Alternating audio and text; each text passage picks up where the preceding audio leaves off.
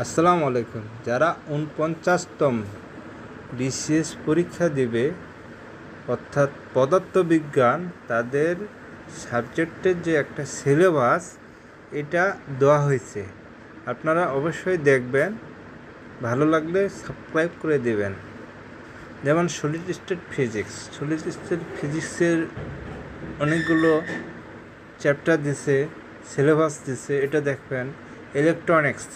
ইলেকট্রনিক্সের অনেক চ্যাপ্টার দিছে, semiconductor diode, PN junction, breakdown, এগুলো আপনারা দেখবেন।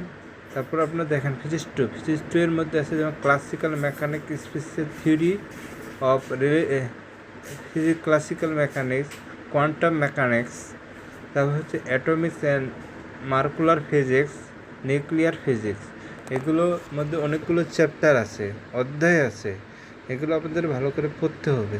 যেমন কোয়ান্টাম ফিজিক্সের মধ্যে আছে যে শ্রোডিঙ্গার ইকুয়েশন আছে, যেমন ফান্ডামেন্টাল কমিউনিকেশন রিলেশন, এগুলো আপনারা ভালো করে দেখবেন, ঠিক আছে। তারপর হচ্ছে ফিজিক্স 1, মানে যারা ৪৯তম বিশেষ পরীক্ষা দেবেন, ঠিক আছে, তারা দেখবেন। যেমন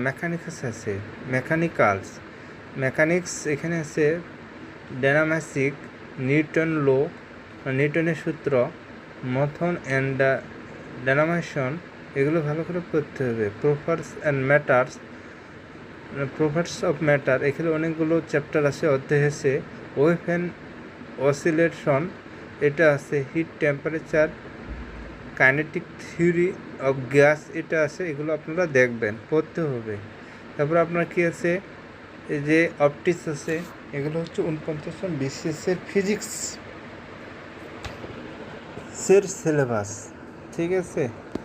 আপনারা অবশ্যই দেখবেন, ভালো লাগলে সাবস্ক্রাইব করে দেবেন। ধন্যবাদ আপনাদের।